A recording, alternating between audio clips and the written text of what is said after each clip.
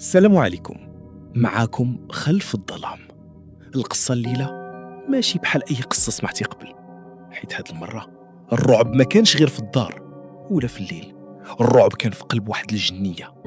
هاد الأحداث وقعت في واحد الدوار بعيد وسط الجبال، دوار صغير، النهار هادئ، ولكن في الليل حتى الكلاب ما كتبقاش تنبح فيه. بطل قصتنا اليوم شاب سميتو إبراهيم كان شاب عادي، خدام في الفلاحة، هادي ومحبوب عند الناس كاملين.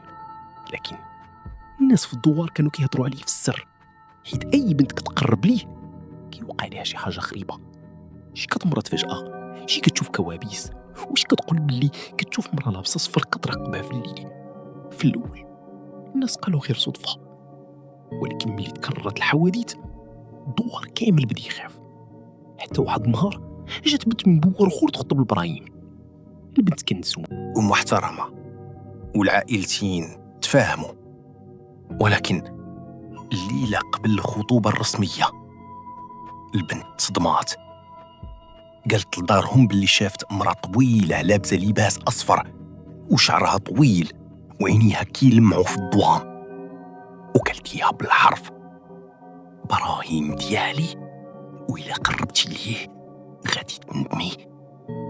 الناس ضحكوا عليها، ولكن الصباح لقاو البنت مريبة بزاف، كتخوت وكتقول: بعدوها عليا، راه واقفة حدا الشرجم. ومن بعد أيام فسخات الخطوبة وهربت من الدوار كامل.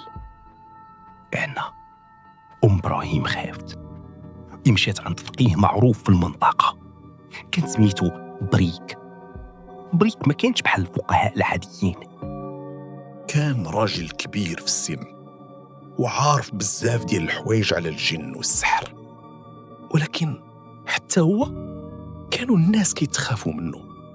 إبراهيم قالت ليه: ولدي فيه شي حاجة، البنات كاملين كيهربوا منه. بريك سكت شوية ومن بعد قال: جيبوه لي الليلة.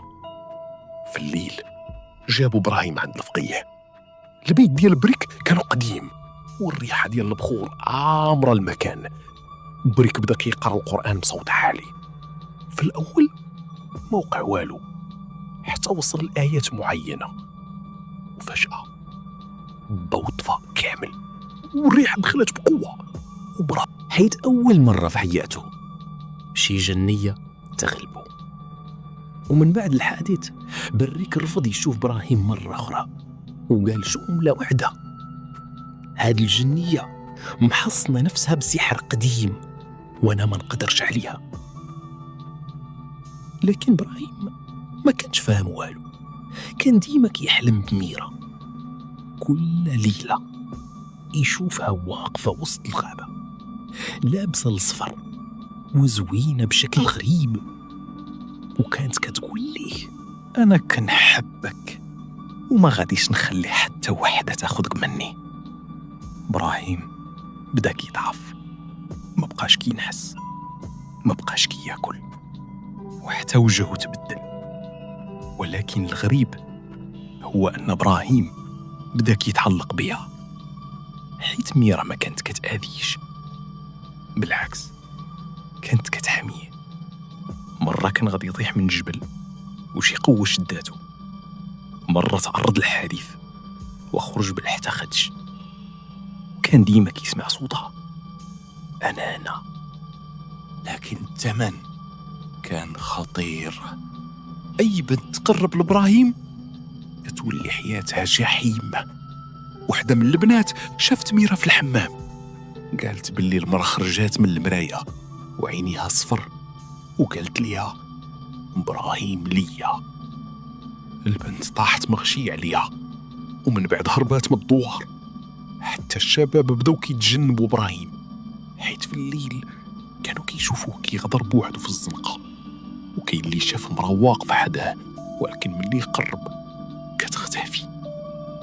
واحد الليلة إبراهيم خرج للغابة، عليه شي حاجة كتعيط ليه، والضباب كان عامر المكان، حتى وصل لواد قديم، وهناك شافها ميرا واقفة وسط الماء اللباس الصفر كيلمع وشعرها. ميرا هبطت عينيها وقالت: أنا كنت إنسانة قبل سنين طويلة. ومن بعد رفعت راسها وعينيها ولات صفرة. ولكن داروا لي السحر وربطوني بهذه الأرض. إبراهيم حس بالخوف ولكن حتى بالشفقة. ميرا قالت: أنا بقيت بوحدي بزاف حتى لقيتك. ومن بعد قربت أكثر حتى ولا غير سنتيمترات بينهم. وقالت: إلا تزوجتي غادي نموت. إبراهيم رجع للور. لكن ميرا خوتات والغابة كاملة تحركات. الأشجار بدات كتهز والريح ولات قوية بزاف. وقالت بصوت مرعب: أنا مستعدة نحرق أي وحدة تقرب ليك. إبراهيم هرب، ولكن من داك الليلة الكوابيس تزادوا. حتى واحد النهار قرر يهرب من الدوار كامل. جمع حوايجو وخرج في الليل، لكن هو في وسط الطريق شاف ميرا واقفة وسط الطريق والضباب ضاير بيها. وقالت بهدوء: فين غادي؟ إبراهيم بدا كيرتعش.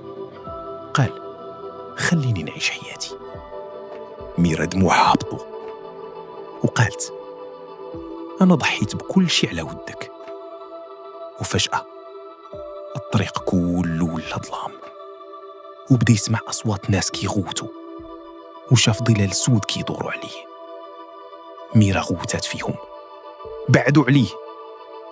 الظلال اختفت مباشرة، وبقى إبراهيم عايش بهاد اللعنة سنين طويلة. الناس في الدوار كبروا وتبدلوا، ولكن إبراهيم بقى هو ديما كيشوف ميرا في الليل، وديما كيهضر بوحدو وسط الغابة. حتى واحد ما بقى كيقرب ليه. الناس كانوا كيقولوا: إبراهيم راه ما بقاش ديال هاد العالم. ووجهه فيه ابتسامة غريبة. لكن أخطر حاجة هي أن الناس اللي لقاوه قالوا باللي كانت آثار رجلين حداه، آثار ديال مرأة حافية، وكانت غادية نحو الغابة، ومن بعد اختفت. وهنا وصلنا لنهاية الحلقة ديال اليوم. إلى عجبتكم القصة ما تبخلوش علينا بواحد اللايك والاشتراك في القناة، وخليوا لي في الكومنتيرات واش بغيتوا جزء تاني من قصص عشاق الجن. كان معكم خلف الظلام. تهلاو في راسكم ونشوفكم في الحلقة الجاية.